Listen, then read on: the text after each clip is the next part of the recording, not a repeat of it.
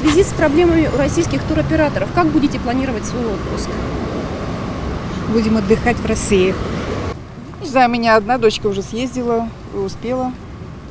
Как бы все нормально было. В этом году мы не выездные с маленьким ребенком, я думаю, что проведем его в Сыктывкаре до конца лета.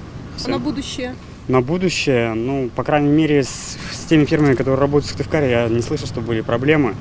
Поэтому я думаю, что поедем куда-нибудь все-таки. Будем, наверное, интересоваться, больше читать, смотреть в компьютер, читать. То есть пока интересоваться будем всем, что творится. А потом уже думать, куда лететь. Конечно, будем обдумывать, это серьезно очень. Я, честно, не знаю. У меня такая работа, что мне выезд за границу запрещен. Только по России, а там по России на машине можно. Но мы с мужем уже что-то я чувствовала, что будет. В мае съездили уже в Испанию, нормально отдохнули. Самостоятельно. В интернете искать дешевые билеты и по интернету договариваться с гостиницами. А не боитесь, что дешевизна – это ловушка? Жизненный опыт свой и друзей показывает, что это очень интересно. Буду ездить сама, брать билеты через интернет. Я уже съездила, мне хорошо. Куда ездили? В Адлер. В России, а за границей? За границу не ездила. Я хотел поехать в Крым, но не удалось, в силу домашних причин. Я так никуда не ездил. Предпочитаете отдыхать здесь, в Да. Сыктывкаре? Нет, почему в Сыктывкаре? В деревню едем. А мы в отдыхе здесь. Мы отдыхаем в родственниках.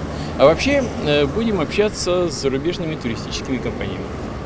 По-вашему, это надежнее? Вы знаете, мы отдыхали в прошлом году, все было очень хорошо. А финансово насколько это выгоднее получается или нет? Или примерно? Вы знаете, Было немного выгоднее. Вы знаете, эти тонкости, они такие, в общем, проходящего характера. Но я думаю, что не намного дороже, не намного дешевле. Примерно так же. Понятия не имею, еще пока не думал. Но, скорее всего, что буду стараться выбирать тех уже, с кем работал раньше. И с тем, с кем раньше уже летал из операторов. Мы уже улетаем отдыхать в конце августа. Не боитесь? Пока нет, вроде не боимся. Надеюсь, что улетим, что не будет никаких проблем у нас. Сложно сказать. Следующий год, еще подумать надо. Действительно, да, с опаской теперь после таких событий. Надо подумать. Хорошо подумать.